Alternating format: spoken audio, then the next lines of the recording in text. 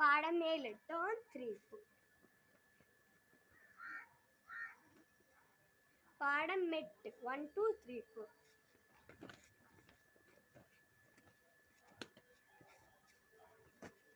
பாடம் 9 fire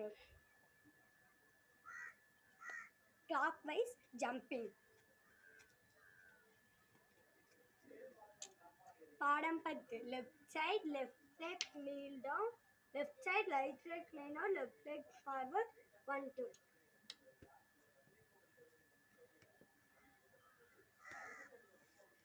turn right left leg kneel down 3 4